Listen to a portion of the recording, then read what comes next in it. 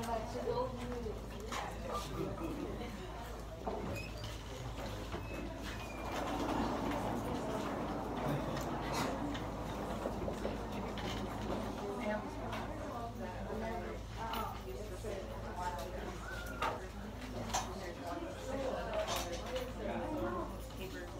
right, well, let's start this morning.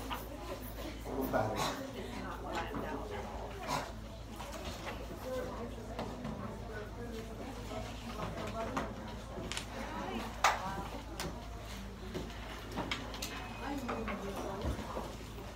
I'll start by defining what lymph is.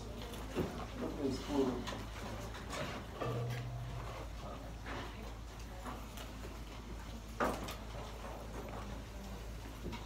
There's a picture of what happens when lymphatics fail. We call that, well, it's elephantitis, but it's extreme swelling where, well, lymph is fluid. It's basically the excess fluid from capillary exchange.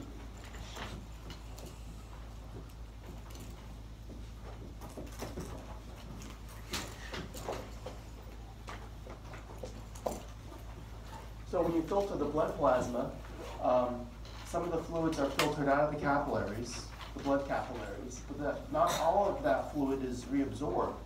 There's a net filtration. So that's my third bullet point on the slide. I say hydrostatic pressure in the capillaries pushes fluids in the interstitium. It's up to the lymphatics to pick up those fluids and put them back into circulation. So the anatomy of the lymphatic system are tiny capillaries that pick up excess fluids and deliver them to these big ducts. In lymphatics, ducts are the biggest lymphatic vessels. Anything called a duct are the largest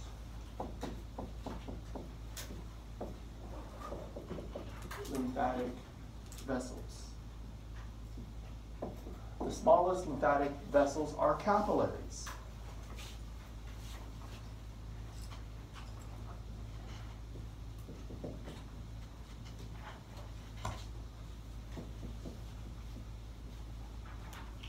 I'll just put capillaries are the smallest. So don't confuse blood capillaries with lymphatic capillaries. Okay. So because lymphatics return this fluid back to the venous blood, is considered part of the circulatory system.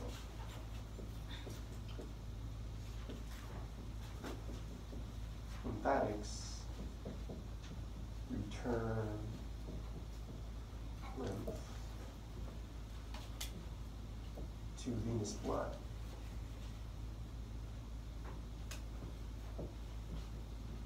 So because of that, it's part of the circulatory system.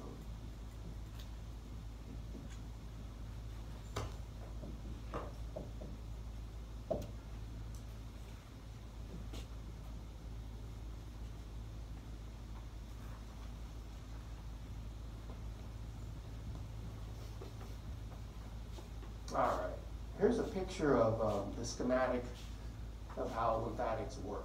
So lymphatic circulation, it begins at the blood capillaries. So in the figure, lymphatics are green, but they're not really green. They just use that for illustrative purposes. So what you see here on the right is that all the fluids that aren't picked up by the blood capillaries are picked up by the lymphatics. And then on the left, you kind of see, it starts here. You pick up the fluid, you just stick it back into the veins. And along the way, you filter through things like lymph nodes. Lymph is filtered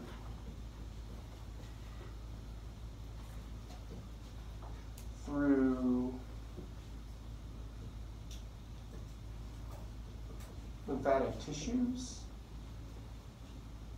and lymphatic organs. And I'll teach you some of them. But because the lymphatic tissues and lymphatic organs are filled with your white blood cells, the lymphocytes, well, basically, the lymphatic system also is a major part of your immune system. So lymphatics basically is a part of the circulatory system.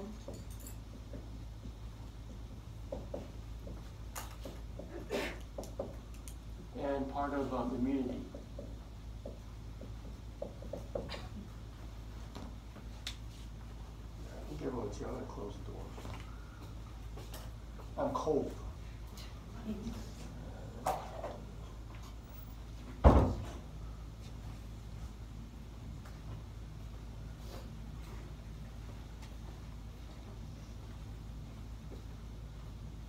All right, so some anatomy. There's not much.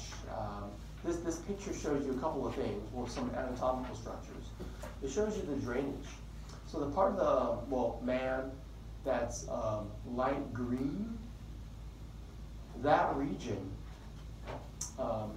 is drained by the thoracic duct. All the little lymphatic capillaries and vessels, they all basically drain to the thoracic duct.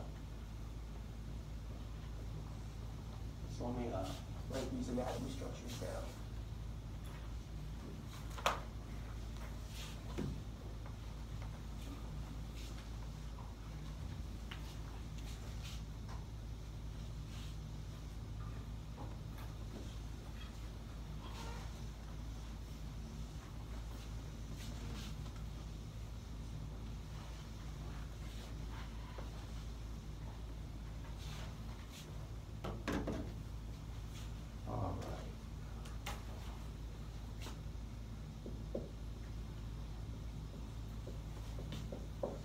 So the thoracic duct, let me just write it down. Be able to identify it.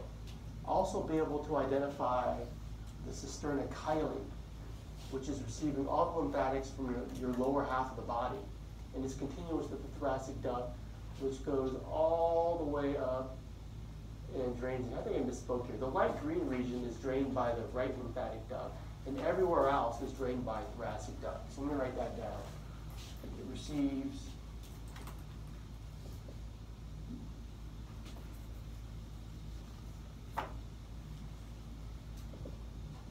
all lymph drainage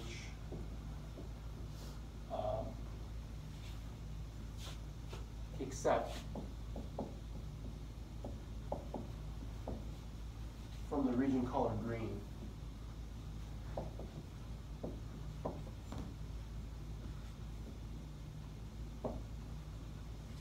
The right lymphatic duct is receiving the lymph from the rest.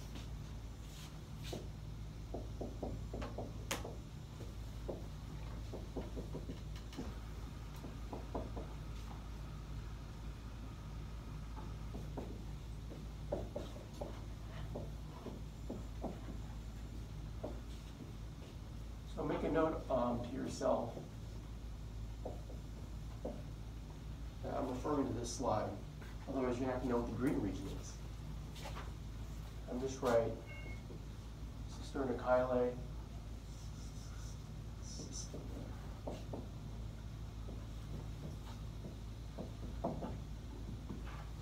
This is receiving all the lymph from the lower half of the body.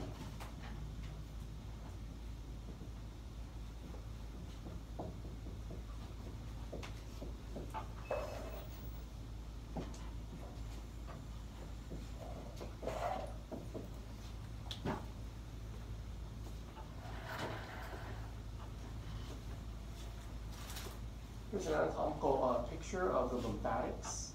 And what I want to do is emphasize this region here where the IJV and the subclavian, that venous angle, there and there is where you have thoracic duct and right lymphatic duct returning lymph to the venous blood. So that's why it's a part of the circulatory system. So these are the biggest structures, the lymphatic ducts. The smallest structures are shown here. These are the lymphatic it skipped a slide, hold on. My clicker's not working well.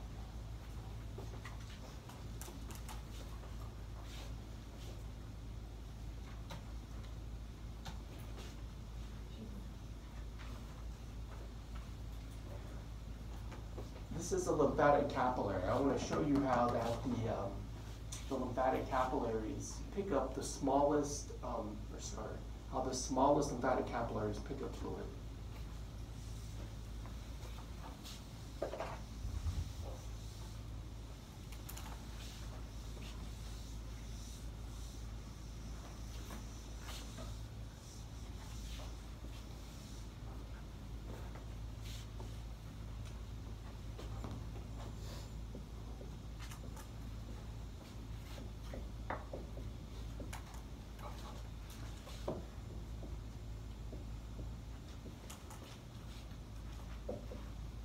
Okay, so understand the primary valves and the secondary valves. That's usually what we taught.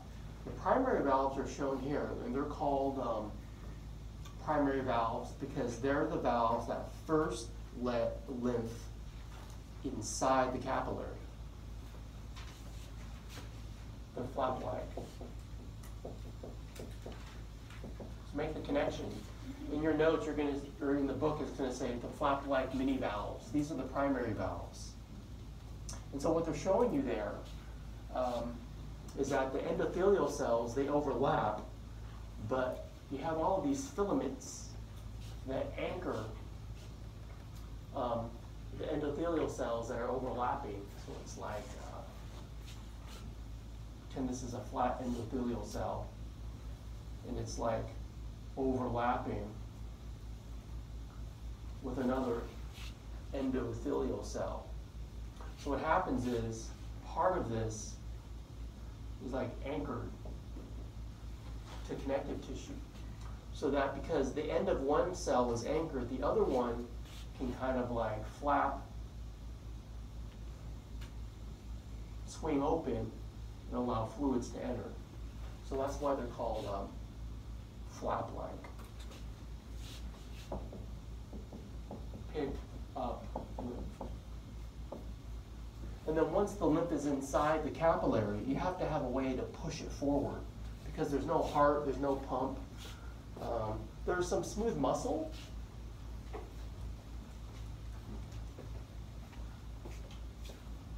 Let me show you the next slide. This slide is showing you both valves. This is the primary valve. There's the overlapping cells letting the fluid in.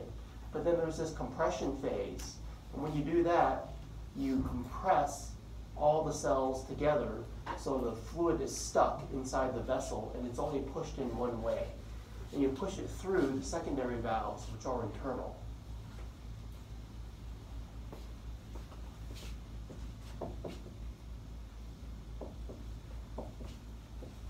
These are like the venous valves, and they give lymphatics a beaded appearance.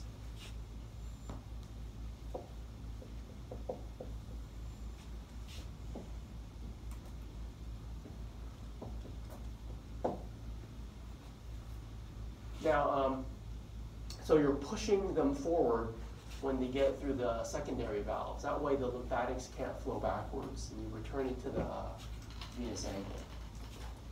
I'm going to change batteries, so this is going to drive me crazy. I'll be right back.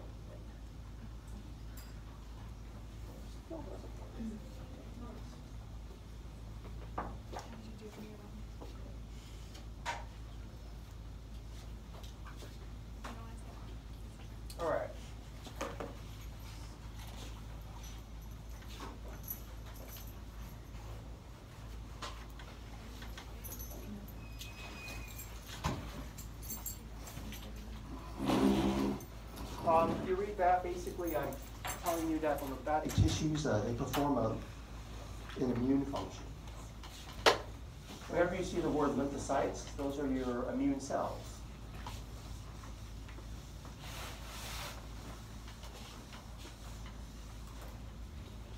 So I'll talk about the lymph tissues first, then the lymph organs. Lymph tissue, the main tissue you'll find is reticular tissue.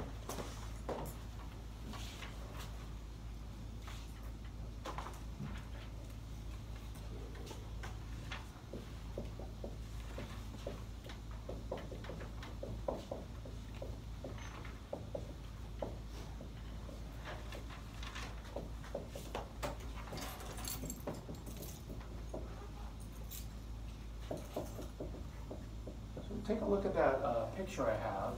It's a picture I took from our slides. And what you're seeing there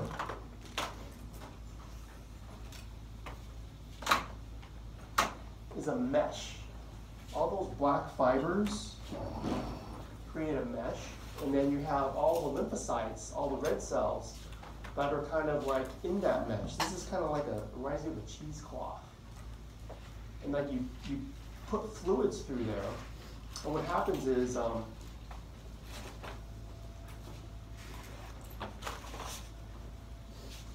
the mesh-like reticular tissue, if there's any kind of pathogen in the lymph, you have a chance to initiate an immune response.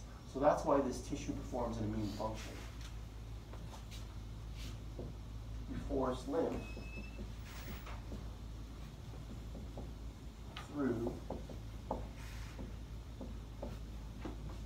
this mesh-like tissue. The resident lymphocytes that kind of live in this tissue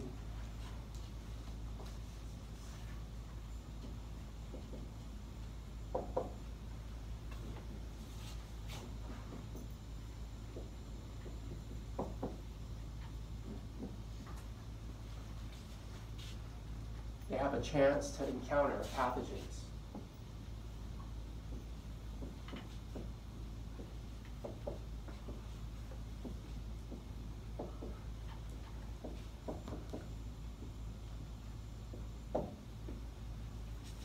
That will initiate an immune response if your white blood cells, the lymphocytes, encounter anything that's non-self. That's why if you have swollen lymph nodes, you have lymph nodes here in your cervical region, you have lymph nodes in your axillary region, you have lymph nodes in your inguinal region.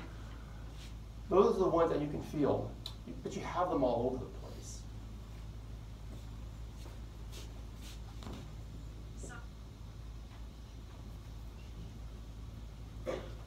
Lymph nodes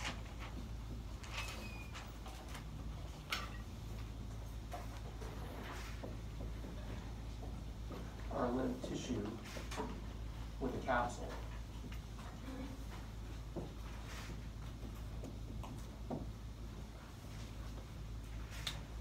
All right, so I have listed here all of the different types of lymphocytes, the B and the T, but there are also cells like macrophages, reticular cells that secrete the reticular fibers, and the dendritic cells. 1, 2, 3, 4. Those 4 cells have actual immune function. Maybe you just want to write them down for now, but I'll kind of talk about their function more on Wednesday.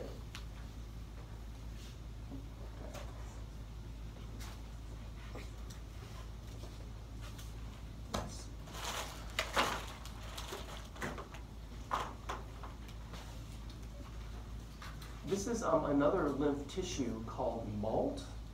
You have this type of tissue in other locations, but the example I'm giving you is the small intestine. So let me erase the board.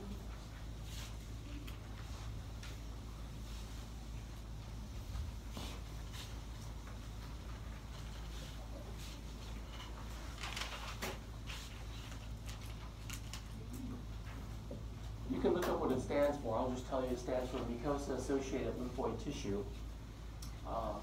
Found in small intestine.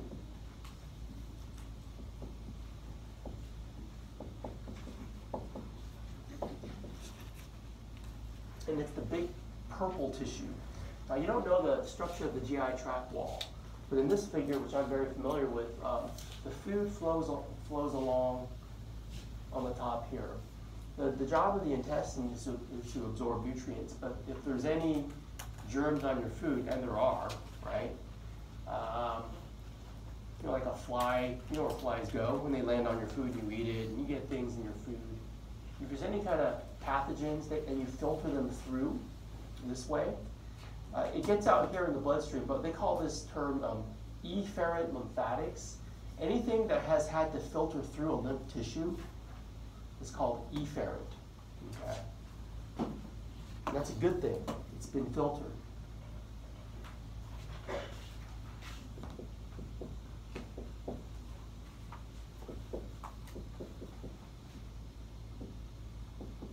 I'll just kind of describe it as lymph that has been filtered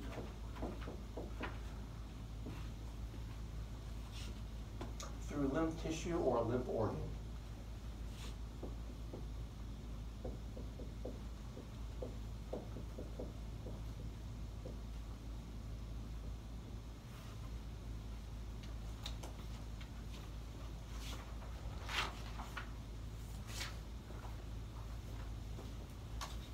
So also an example of a tissue. It doesn't have a capsule around it, but some of the lymph organs I want you to know, like I mentioned, the lymph nodes. Here's a picture of one lymph node. And we saw these earlier when I presented this figure.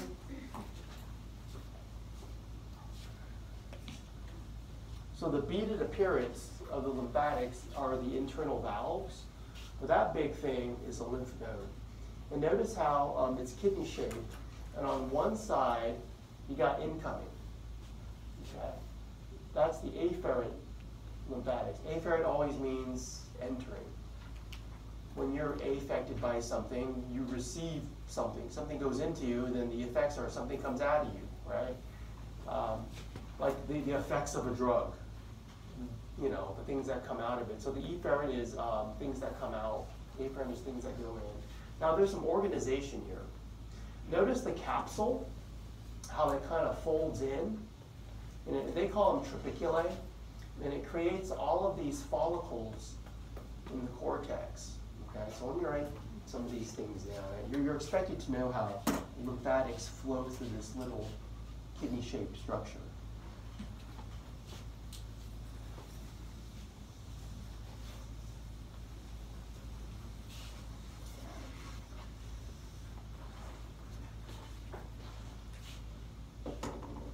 The capsule, lymph node, the lymph node capsule creates these inward foldings called trabeculae. Has inward foldings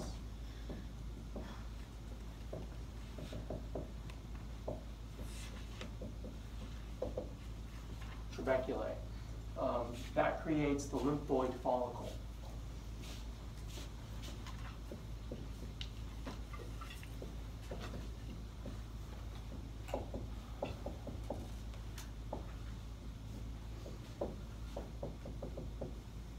Now the lymphoid follicle means you kind of have an activated lymph node.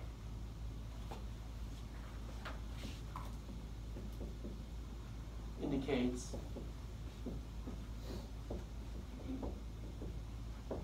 an activated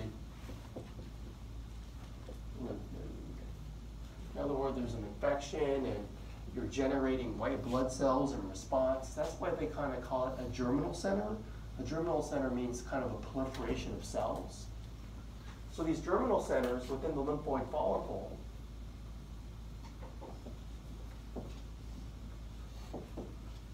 they contain your variety of lymphocytes, the B, the T lymphs, the dendritic cells, your basic white blood cells. Okay, so when lymph comes in, call it afferent lymphatics,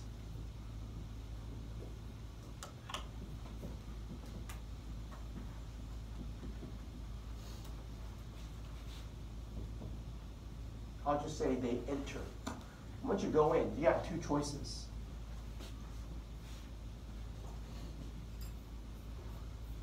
Choice one, you can flow through the follicle. That's desirable. That's where your white blood cells are. Flow through follicle. Or you can flow around. There's little flow-through channels that could flow around. They're called the trabecular sinus. Well, they label one right there. So basically, you come in, right, afferent, and you can go through or flow around, okay?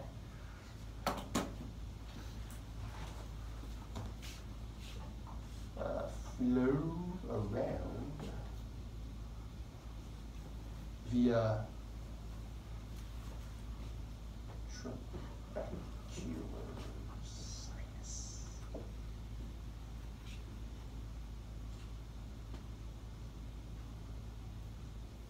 Now, the goal is an immune function.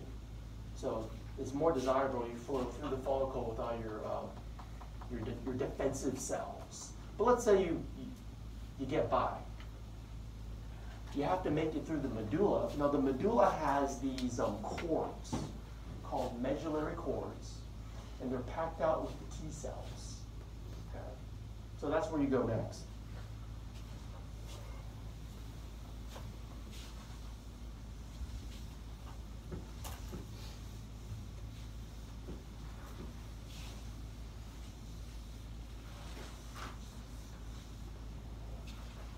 Okay, then get to the medulla. Medulla, then you flow through. Again, you got two choices. If you flow through those medullary cords, they have the T cells.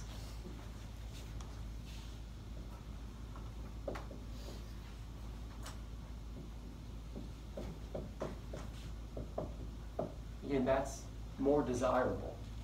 But you can flow around them too. Those are the medullary sinuses.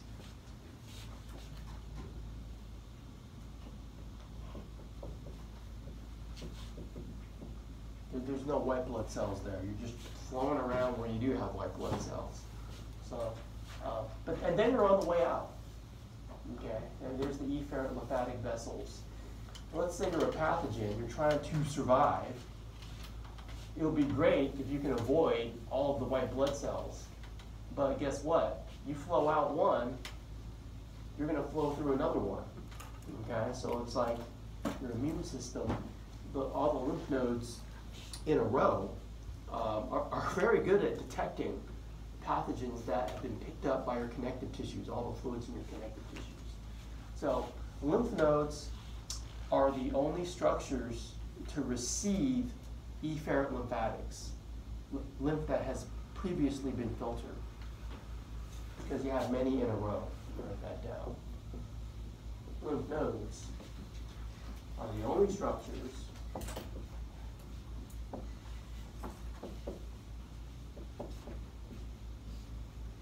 to receive efferent lymphatics.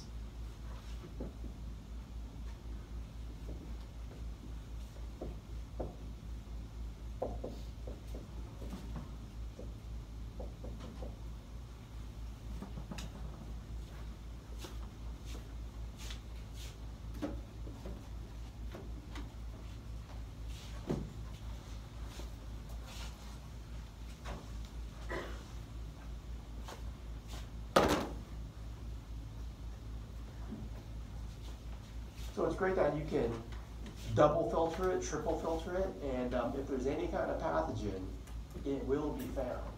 But that's lymphatics, okay? Turns out the spleen is actually like the lymph node before the blood. So the lymph node is to the lymph as the spleen is for blood, and the spleen is really good at finding blood-borne pathogens. It's considered the largest mass of lymphoid tissue. I kind of already said how it's kind of like the blood. It'll fight anything that is a bloodborne infection. The spleen removes old blood cells and platelets, and in doing so, it kind of stores the red blood cell breakdown products like iron. But really, I'm going to focus on its immune response. It's a pretty remarkable organ. It's not much to look at. Now, from there, you can't really tell where it is in the body. So I included these pictures. I want you to know it's on the left side of the stomach. It's intraperitoneal. It's easy to find. I don't even have to look. I can just reach left side of the stomach and I can always find it.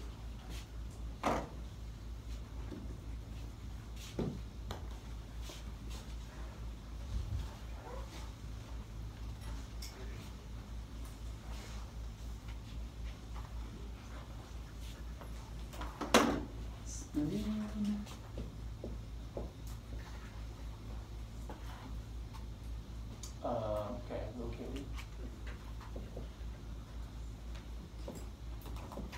Left of stomach. Intraperitoneal. Fancy way of saying it's in the body cavity. A big deal. It's in the body cavity. This picture over here, they've dissected away the stomach so you can get a clear view of the splenic artery and vein. Okay, going right through there. A lot of blood going through here. It's filtering all your blood, trying to find infections. So no splenic A and B.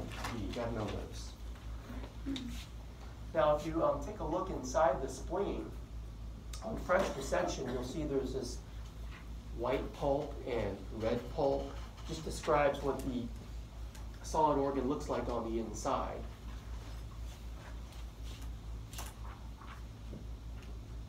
Red pulp, white pulp.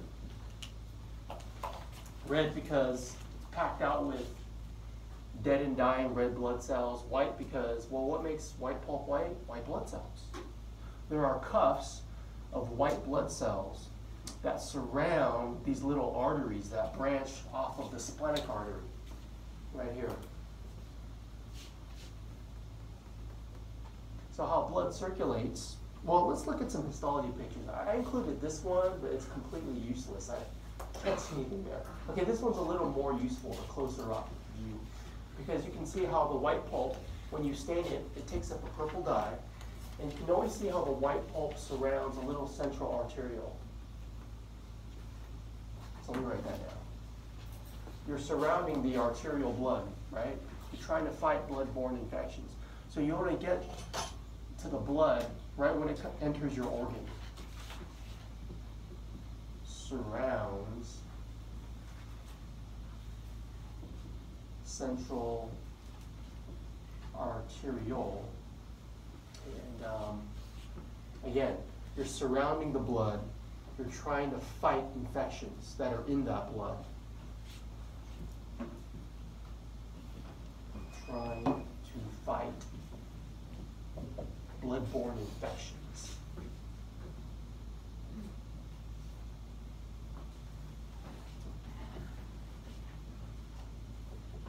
So surround the arterial blood. Okay, and this picture is not much to look at either. Just look at the white pulp. And the organization and how splenic circulation occurs, we can really learn a lot from this figure, this one here. This is the one I showed you before, but I kind of like the organization of this one better because it's labeled.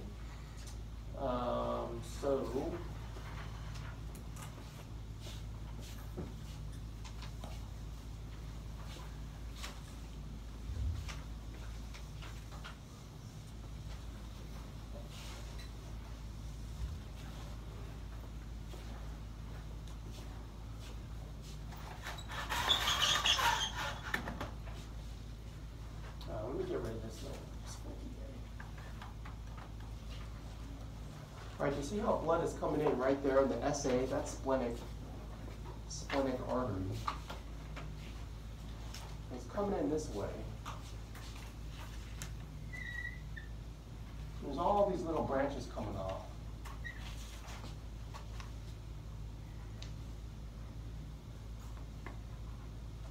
As the splenic artery branches, and let me write that first structure down, splenic artery, SA.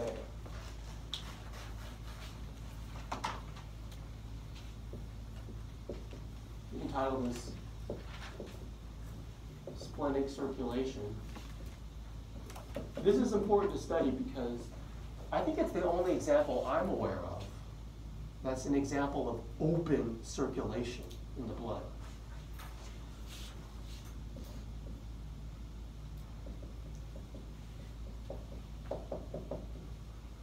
What's the opposite of open? Closed. That's how blood normally works. It goes arteries, capillaries, veins, back to the heart. And there's no gap in the blood vessels. It's continuous.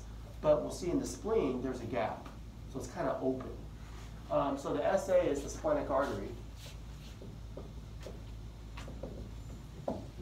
Okay, it branches into smaller arteries. And so when you get to like here, I'm going to use my red pen again.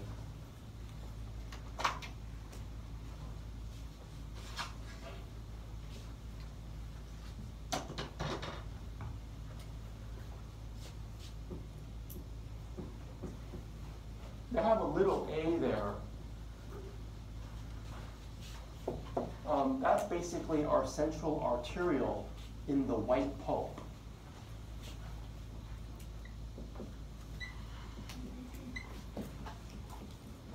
Sometimes it's called central artery. It's supposed to be an arteriole, and you're supposed to know what that is, right? How many layers? 1, 2, or 3? 2. TI, TM, no TA. That's what we learned before about arterioles. Okay, well, anyways, there's this term I want you to know called PALS. It's right here.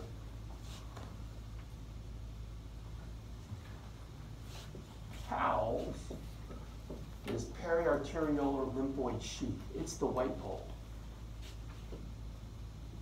Periarteriolar lymphoid sheath.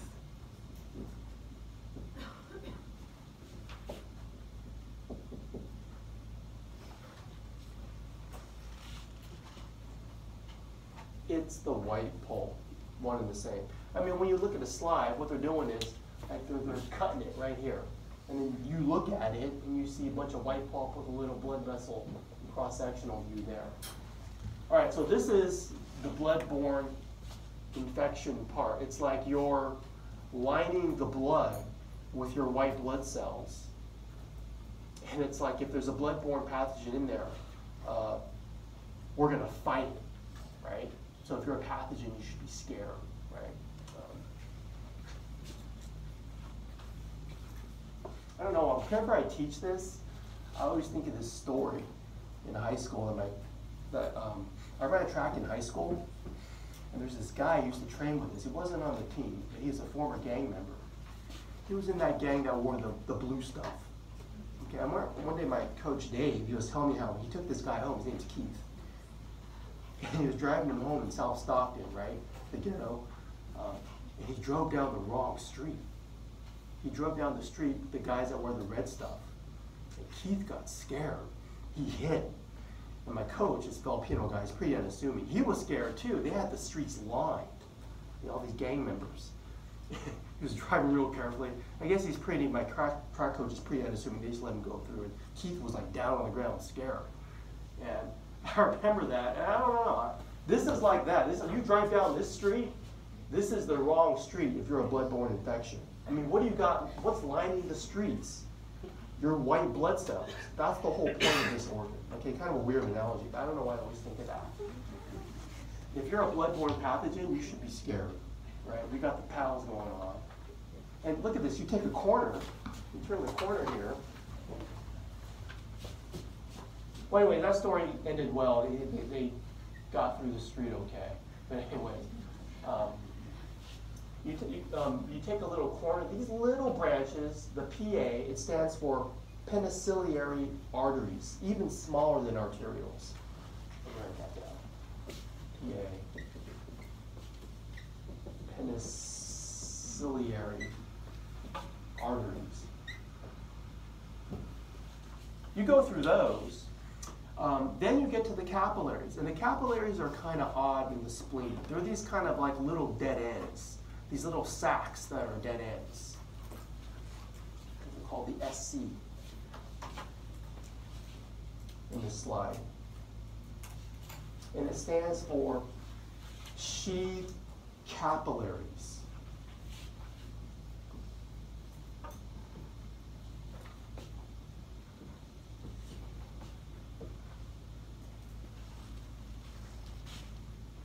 And the reason why they're weird is because we usually don't see capillaries that are a dead-end cul-de-sac. And we usually don't see capillaries sheathed with macrophages. That's what all that yellow is right here. So like you flow down here and it's a dead end. But then it's lined with this yellow stuff which is supposed to symbolize macrophages, your number one phagocyte. Lined with macrophages. These sheath capillaries, they're performing a filtration function. I mean, if you're a bloodborne pathogen, not only do you have to like make it through the sheath of white blood cells, you have to be filtered through macrophages. I'll say filter function.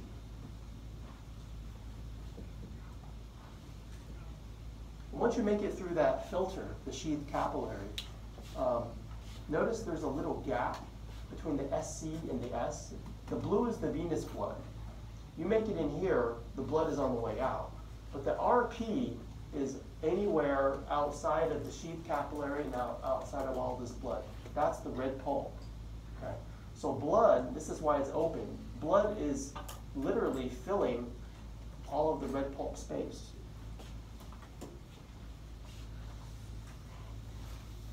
This is why it's open. There's a gap between the sheath capillary and this splenic sinusoid, the S, the venous blood.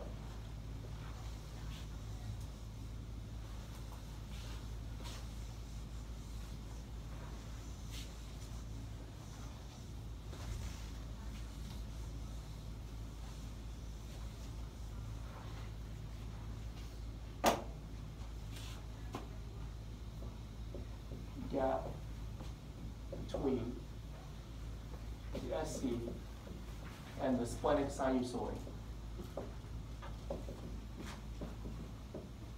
So on the figure, it's this letter S. Let me color one in. So let me go.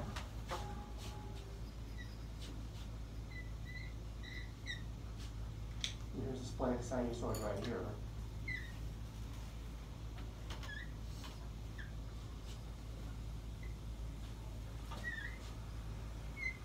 So if you make it through there, you're on the way out. But that little gap with the RP, right there, that little gap right there, from there to there, that's why I call it open circulation. You filter out of the arterial blood and you're just in the spleen red pulp. And you may never make it back in venous blood. Okay, this is kind of what I call the red blood cell graveyard. Young, vibrant RBCs are more flexible. And they're flexible enough to navigate through the vessel wall of the sinusoid and make it back out and stay in circulation. The average lifespan of a red blood cell is about 120 days. The older you get, you're less flexible. You're more stiff and rigid. And you can't make it back into the venous blood, and you just kind of go here to die and retire, I guess. Retire then die. Recycle all the red blood cell parts. So, you make it through that, you make it into the gap, then you're into the red pulp. Red pulp. Younger RBCs, they make it back into the venous blood.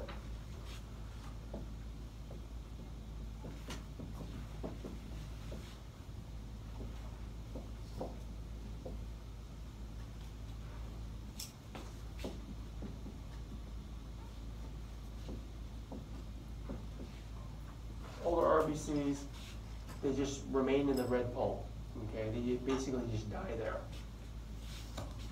I said red blood cell graveyard. Is Halloween this week? Yeah. The spirit of Halloween. Red blood cell graveyard. Just don't make it out of there. Here's another picture of the red pulp. Just a different perspective, but the same concepts. They show the sheath capillary in a different way. And, let me pull my slide back down.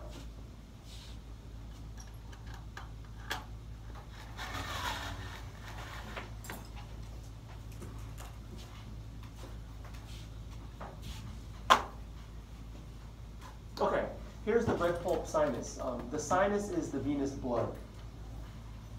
Here's the sheathed capillary, that yellow. That's the filtration function. Here's that little super small artery. So if you're a red blood cell and you're younger and more flexible, you can be filtered out. Okay. This NFA is non-filtering area. It's basically where you don't have the SC, but it's all a red pulp. So if you're too old and rigid to make it through that vessel wall, you're going to stay in the red pulp. Okay, you never make it back into the bloodstream. But younger cells can transverse that gap of open circulation and make it back into the bloodstream. Any questions? I know there's a lot of terms there. Any questions on the splenic circulation? So are the lymphatic sheaths the only places where you'll have the immunodefense cells? They're not actually just growing through the red pulp? They're only in the white pulp? They're only in the white pulp. That is correct.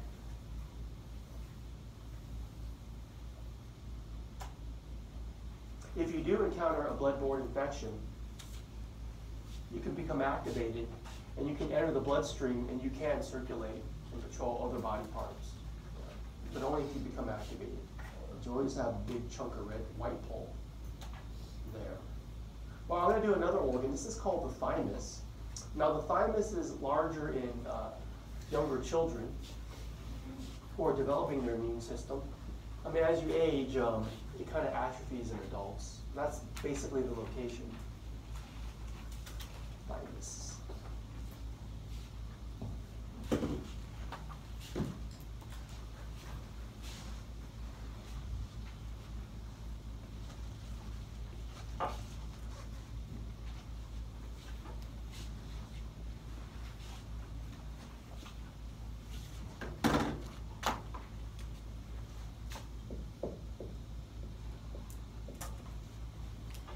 T cells are called T cells because some of the maturation is in the thymus. T cell education. You kind of select your army of T cells, and you want to select the ones that will perform immune function. Okay. You basically have two rounds.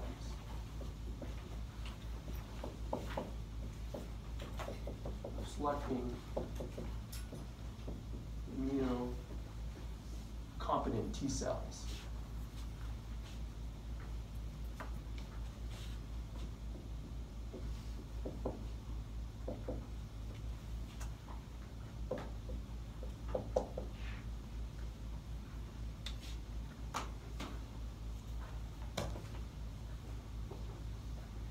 The next slide has histology. I'm not going to hold you responsible for the histology, but basically you see kind of a darker staining and a lighter staining region. The darker staining region is the cortex. This is where the T cell education occurs. You kind of select in two rounds, and the more mature ones can be pushed to the inner medulla to enter the blood circulation to fight infection. So what's happening in the cortex is, let me read from my slide, there's these epithelial cells that produce these cytokines to facilitate immunocompetence. These cells also surround blood vessels, forming a blood thymus barrier. We should note that. In the thymus cortex, you have a blood thymus barrier.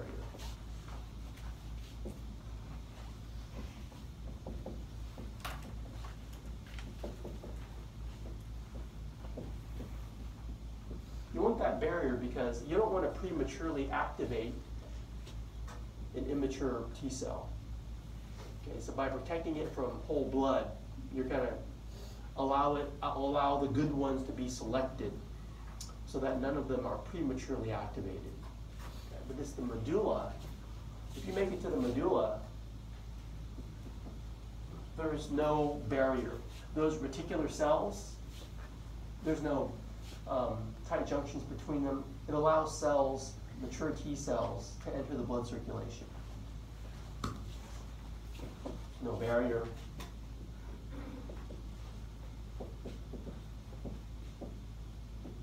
Immunocompetent T cells enter circulation.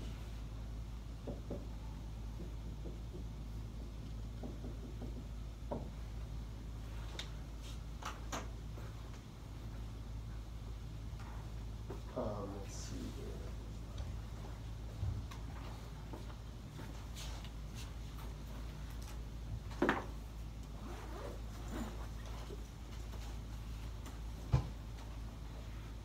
All right, so I wanted to show you what those 2 rounds of selection look like. That'd be what I'm required to know.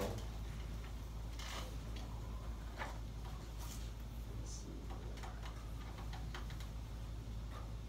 The T cell education involves a round of positive selection and negative selection. So let's kind of table this out.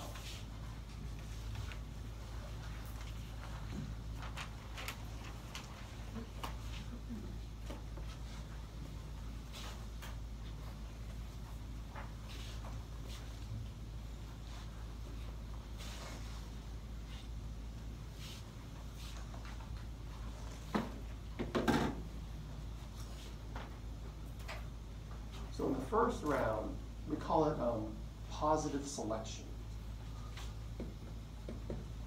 Plus selection. And you're answering this question. Does the T cell react to an MHC1? Write that down.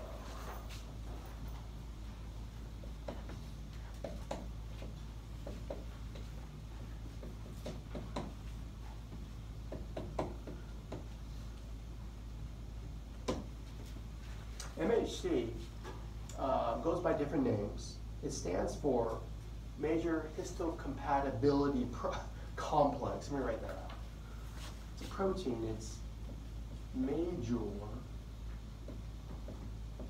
histocompatibility complex. Well, there's 1 and 2, but we're going with 1 for now. Because we're talking about T cells. Well, anyways, I should probably explain what that is. These are proteins that can interact with the T cells. How they came about to know about these proteins is it's a pretty remarkable story in research. It used to be, they would do all of these mouse studies. And what they did in the mouse studies is they would, a good model is, for genetics, you inbreed them. Okay, you can do that with mice. And so by inbreeding, you get mom and daddy mouse, they have a litter, and you only let the brothers and sisters mate, right? You can inbreed with mice. And by doing that, you create these genetically pure strains because all the genes are from 2 mice, right? The original mom and dad. But you have different strains. And what they would do is they're trying to figure out the genes and molecules, the proteins responsible for tissue graft rejection. And so in these mice models where you have these genetically homogeneous strains, if you tried to do a tissue graft within a strain, the tissue graft from one mouse to another, what do you think? Was it accepted or rejected if the genes are all uniform? It was accepted, right? You got the same genes, all the immune systems from all those mice within a strain, they accept tissue grafts from other mice within the strain. But what happens if you take a tissue graft from one mouse strain and put it on a mice of another strain? It would be rejected. Okay, so that's your model. Okay, you have your model, and what they were trying to do is they were trying to find the genes that were responsible for the tissue graft rejection. Okay, so long story short, they found them, and they called them histocompatibility complex. What's histo stand for? Chapter 4 is histology. What was that? Study of tissues. So this is great. I mean, it's okay. Hey, we found them. And with more digging, they found that the complex of genes that were most potent in the tissue graft rejection, they called it major histocompatibility complex. These are the genes that cause the tissue graft rejection, which makes sense, right? Your body's going to reject anything that's non-self. That's why we talk about them in lymphatics, your immune system. Your immune system is designed to fight anything that's non-self. So these are the molecules responsible for it. The T cells must be able to have an interaction with MHC1, because this is the ability to recognize self from non-self. Okay? If you're a white blood cell, you got to be able to do that. Recognize self from non-self. So it's very important to recognize MHC1. That means you have an ability to recognize self. Okay. So first round of selection, positive selection. Does the T cell react to MHC1?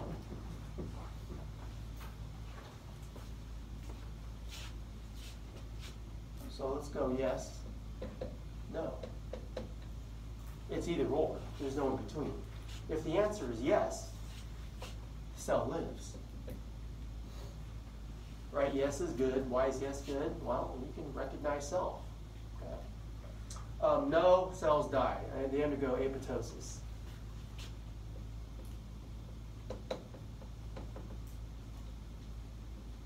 Apoptosis. I believe the second P is silent. Programmed cell death. Okay, so you make it to the second round. You can recognize MHC1, second round. We call it negative selection. We're answering this question. Does the T cell, does it react to a self antigen?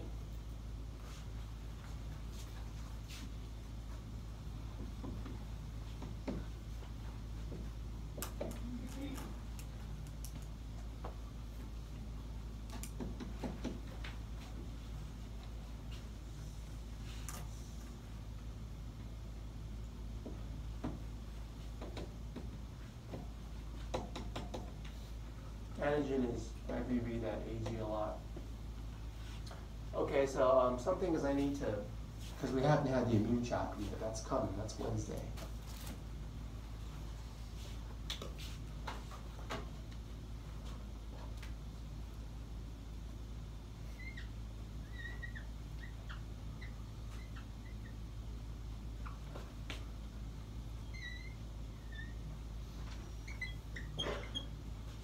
Some of the cells that have this, I have these Mhc proteins. Let's say this big block is our MHC1.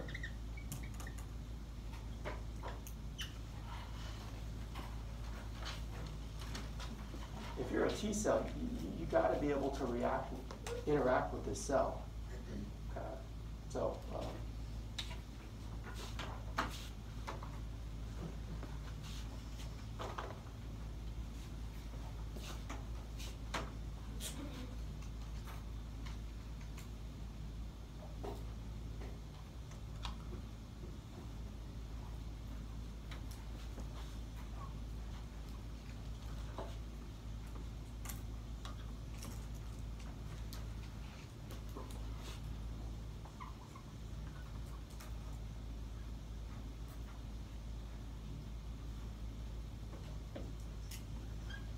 Molecule that goes in this group is CD8.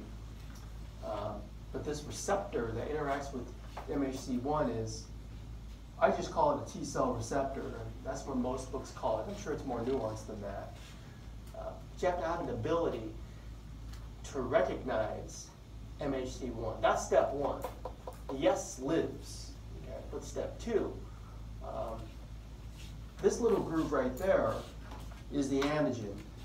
And APC stands for antigen presenting cell. And I'm going to we'll cover this again on Wednesday. I'm just giving you a preview.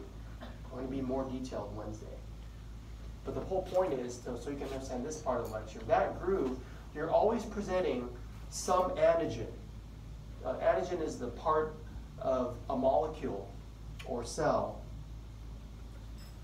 that the T cell can recognize as self or non-self. The goal is to react to non-self, okay? So let's say this little red ball is self, a part of you. You're not sick. These APCs go around, they always have these self-antigens. Do you want your T cells to react to it and to attack it? If it's you, that's a yes/no question. You don't. You only want that to happen if it's non-self. So let's read what I have here. Let's say it's a yes. You got a T cell that actually binds too tightly to the self-antigen. Those die. You don't want those. That's autoimmune response. So go back to our yes/no question. Okay, if it's yes, apoptosis.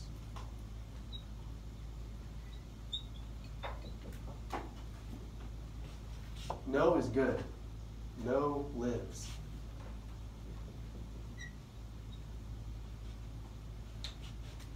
So first round, you got to be able to interact with MHC1. These are the proteins that present the antigens in the groove. Round 2 is negative selection. You don't want to react with the self-AG. Okay, so the no's live in the second round. So if you interact with MHC1 but you don't react to self, you're what we call immunocompetent. You can enter the bloodstream. Here's a picture of it too that can help you process. First round, was it positive or negative? Positive. Positive. So I kind of like how they show it. They show the MHC, they show the antigen, they show this T cell education process over here. Well, if you can't bind at all, you have no ability to recognize self from non-self because you can't interact with MHC, those die. If you can interact with it, you can advance to the second round. All right, it's the second round. It's a round of negative selection. This one, see how it's binding too tightly? There's no gaps there. That's going to trigger a response in the cell. We don't want that. Okay, once you trigger a response, the cells will attack whatever this is, and that's you. So we don't want that. But see how they do this here? They make it so the T cell receptor recognizes MHC1. There's a little gap there, so it doesn't bind too tightly. I say it binds less tightly. It fails to recognize self-antigen, so those live in the inner circulation. Any questions on those 2 rounds of selection?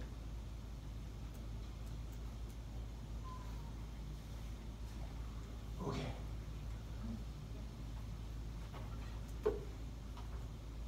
What do you guys think of that forks over knives? I didn't get a chance to talk about it with you. Interesting, it made me think about something. It made me think about my life. I studied that when I was in grad school, and it still was eye-opening to me. It was a well-done video. Well, anyways, I'll have a chance to read your papers later. Today we have a blood typing lab, and I have that all ready to go. Why don't we take a break? We'll come back and I'll give some instructions on how to do that. There is nothing for you to print out online. I have everything you need here today. So come back in about 20 minutes, around 9 o'clock, and I'll explain how that lab's going to work.